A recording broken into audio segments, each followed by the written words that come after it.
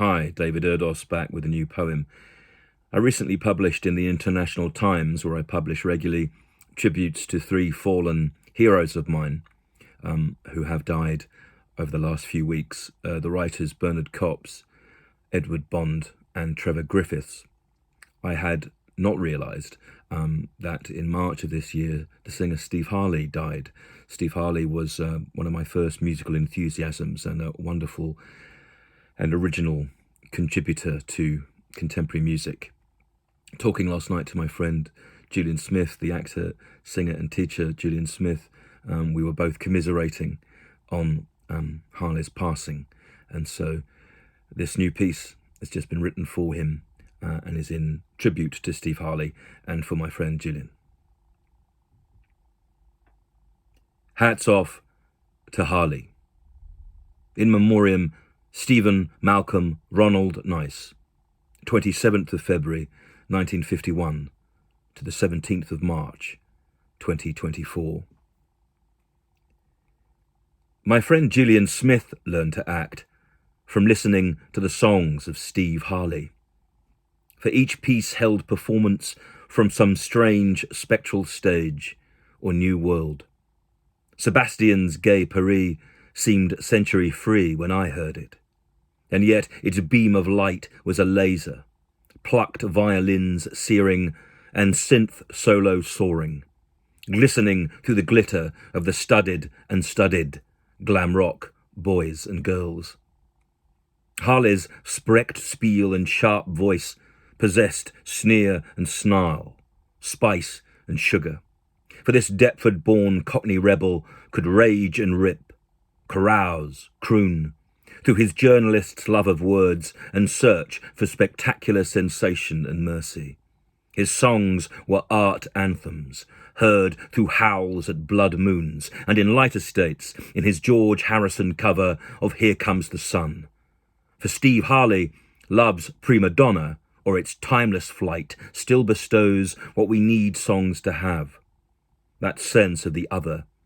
For you cannot express in 10 pages what in one bar sound can show.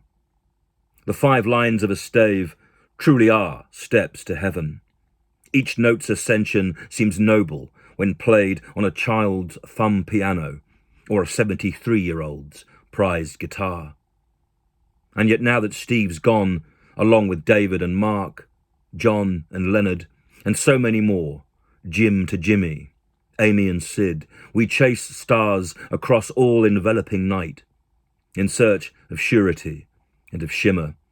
For Julian in his bedroom 50 years ago, Harley shone with something like a motorbike's silver sheen, via either David Essex or Hawkwind. Harley's songs, like his album The Best Years of Our Lives, show what's gone. A sense of erudition in pop, or even rock, for that matter, as well as charisma and something else, singular, the non-categorizable song, whether folk or funk-fed, each was Harley's, from 49th parallels, starred staccatos, to the glare of Judy Teen's facial scar.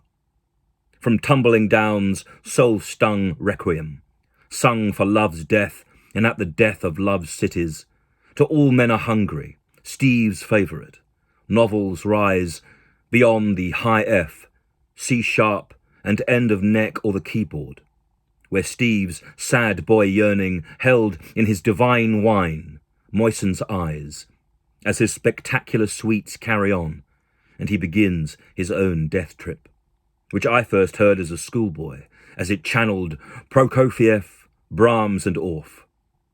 That song blew my mind, as did the exoticness of the image. It had a Dr. Phibes vibe, my favourite, as I dived into sound oceans from my suburban bed, bank and wharf. His real name was Nice, but his songs stoked the nasty. Faith, hope and charity bristles just as Mr. Soft boasts. Red is a mean, mean colour, of course, and the Cavaliers spit in your eye for assurance. Freedom's prisoner rocks the Casbah with its clash-like strut and punk toast. But Harley gave his first band to Kate Bush, who played for her early albums, while he rocked, rooked and retired to move once more past Checkmate. We will miss him, the fans who even bought that first Phantom of the Opera single, because Steve was special. He would have been my candidate. His quality of mercy was not strained. This hobo with a grin retained glamour. Even on Radio 2, through nostalgia, he made his nasal noise predicate what song could be, while falling so far from fashion. But like the other smudged stars, such as Stanshall, Harper or Hamill, the work is its own vindication, and whether fated or not, such success shows that we can no longer provide correct paths along which such explorers can linger. And they were explorers, those whose work, from whatever stage, keeps song fresh. And there are still only 12 notes, from which Steve made 12 albums. Hamill has made over 60, but quantity's not the point. It's what you do with the pose, just as Julian did at his mirror, accruing theatrics before he too claimed the stage. Sound has joints that become part of the bone, which grants adulation its structure. The skeleton of shared bodies made from the beauty of art cannot break, not even through death. This is what my age's idols have taught us. But then we had The Who, the Stones and the Beatles. We had Dylan and Cohen, totemic still, changing fate. For the dead do not fade, and the old do not wither.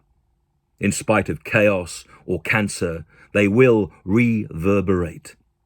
For an original voice can't be quelled, and while bands may change, each voice vouches. Come up and see you. No longer. But we will always hear you, Steve. Love's not late. David Erdos, the 8th of April, 2024.